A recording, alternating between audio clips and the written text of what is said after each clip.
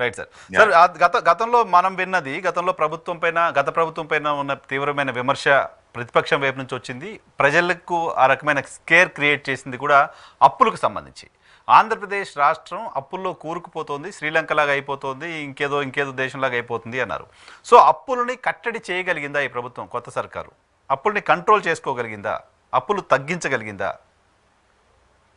ఇప్పుడు old age pensions, widow pensions, ఇట్లాంటి social security programme, ఇప్పుడు ఆ సిలిండరు, తల్లి వందనం, ఇవి తప్ప ఎక్కడ మీకు డెంట్ అనేది క్రియేట్ చేయగలిగింది? ఇది ఒకవైపు. కానీ అప్పులు మాత్రం విపరీతంగా చేస్తున్నారు. లక్షల కోట్లు ఈరోజు అప్పులు తీసుకొచ్చే పని చేస్తూ ఉన్నారు. ఆస్తులు అమ్మడానికి ప్రయత్నం చేస్తున్నారు. ఇలాంటి పరిస్థితిలో వీళ్ళకి మోరల్ రైట్ లేదంట నేను. ఎందుకనంటే గత ప్రభుత్వం శ్రీలంక లాగా చేస్తుంది, వెనిజువేలా లాగా చేస్తుంది అని అన్నప్పుడు దానికి భిన్నంగా కదా మీరు పనిచేయాలి. ఇప్పుడు గత ప్రభుత్వం చేసింది ఒప్పు అని అనడం లేదు, వాళ్ళు చేసింది కూడా తప్పే.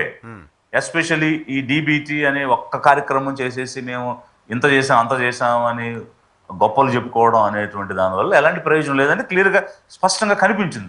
రాష్ట్రంలో ఎలాంటి అభివృద్ధి లేదు. It's very clear. At the same time how you are different from earlier. గత ప్రభుత్వానికి కంటే మీరు భిన్నంగా ఏమున్నారు?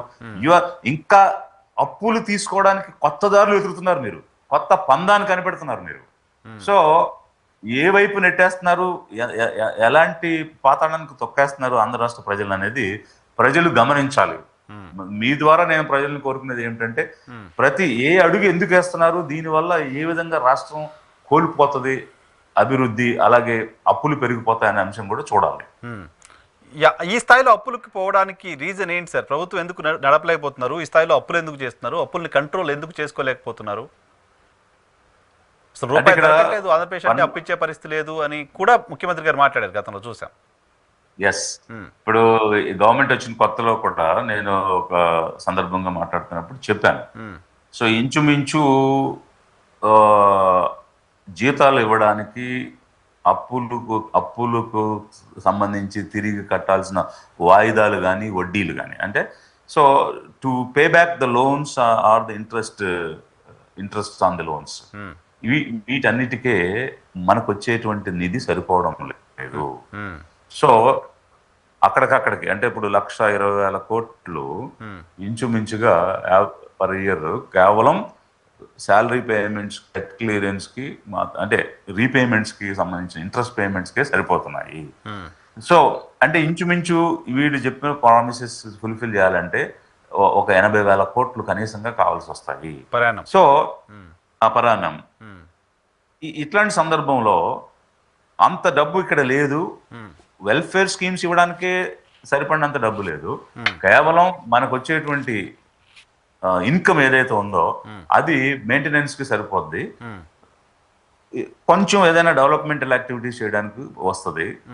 ఇలా ఇంప్రాక్టికల్ గా ఇచ్చినటువంటి హామీలన్నీ నెరవేర్చాలంటే ఉన్న డబ్బు సరిపోదు. ఆ రోజు కూడా నేను చెప్పింది అదే. అంటే సెంట్రల్ గవర్నమెంట్ నుంచి ఏమైనా ప్రత్యేకంగా నిధులు వచ్చినా, లేదు వరల్డ్ బ్యాంక్, ఐఎంఎఫ్ లాంటి సంస్థల నుంచి అదనంగా లోన్లు తీసుకున్నా, ఇవేవి కాకుండా కమర్షియల్ షెడ్యూల్డ్ బ్యాంక్స్ నుంచి లోన్స్ తీసుకున్నా, అట్లా ఏదైనా అదనంగా మొబిలైజ్ చేస్తే తప్ప మీరు ఇచ్చిన హామీలు అయితే నెరవేర్చడానికి అవకాశం లేదు అని గత సంవత్సరం జూన్ నెలలోనే నేను చెప్పున్నాను. అంటే కొత్తగా ప్రభుత్వం ఏర్పడిన వెంటనే somebody asked me, then I told.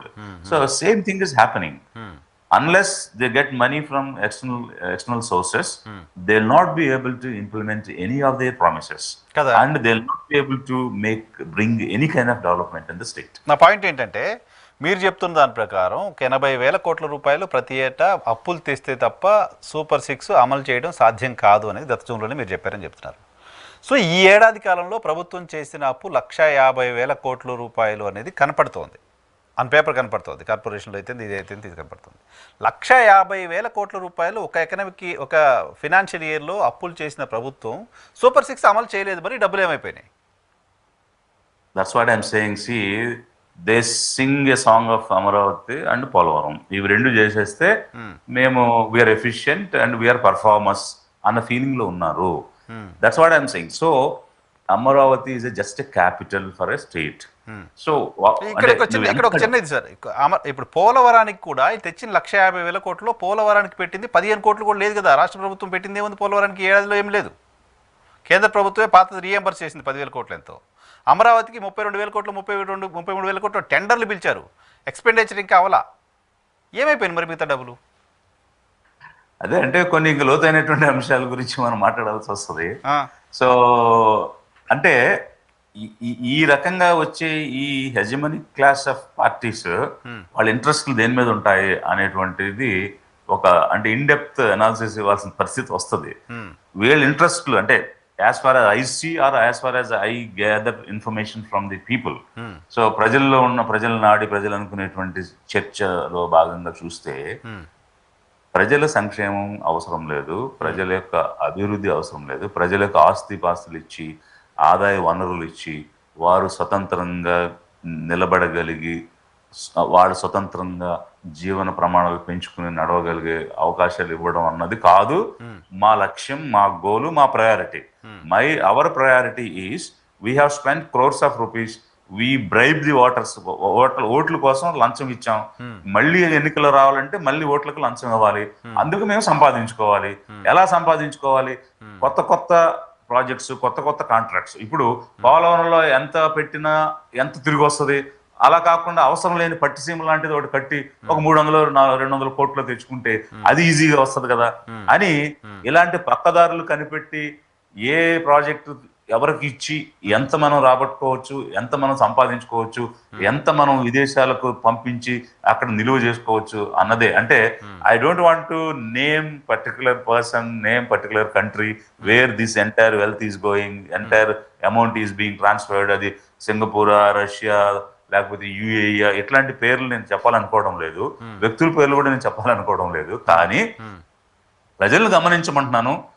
మీరు చూడండి, ఇప్పుడు మీరు అడిగినటువంటి ప్రశ్న, ఈ నిధులు ఎక్కడికి పోయాయి, ఏ పనులకు ఇచ్చారు, ఆ కాంట్రాక్టులు ఎవరికి ఇచ్చారు, ఆ కాంట్రాక్టుల ద్వారా ఎవరు బాగుపడుతున్నారు, అందులో వచ్చిన డబ్బు ఎవరికి రీసైకిల్ అవుతుంది అనేది జనం కానీ లేదు మీలాంటి కొంచెం అవేర్నెస్ కలిగినటువంటి మీడియా కానీ బయటకు నాకు అసలు అర్థం కావట్లేదు సార్. సరే, అమరావతి అప్పులు, IMF ఇంకా కొంత రావాలేమో, విడతల వారికి వస్తుంది, హడ్కో రుణాలు ఇంకా విడతల వారికి వస్తుంది. అది కాకుండా మనం RBI దగ్గరికి వెళ్ళి ప్రతి మంగళవారం తెస్తున్న 6,000 కోట్లు, 4,000 కోట్లు, 2,000 కోట్లు అవి ఖర్చు అయిపోయినాయి. ఏమైపోయినాయి? 1,00,000 కోట్లు అయితే ఉన్నాయి కదా, అవి ఏమైపోయినాయి తెలియట్లా.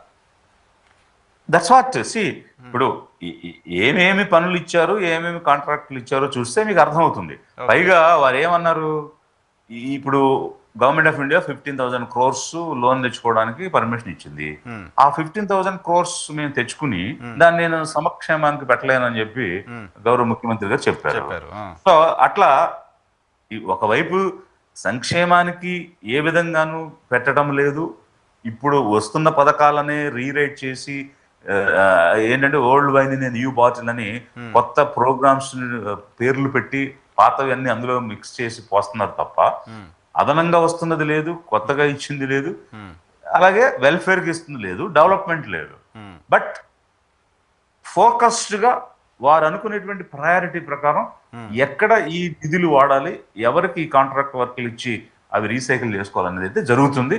అది మీరు వెలికి తీయండి. ఆశ్చర్యంగా ఉంది, సర్ప్రైజింగ్గా ఉంది. డబ్బులు ఎక్కడ పోయాయి మరి? ప్రతి మంగళవారం పోతున్నాం మనం. సో చెప్పాలి, చూద్దాం ఇంకా ఫర్దర్గా ఏమొస్తుంది.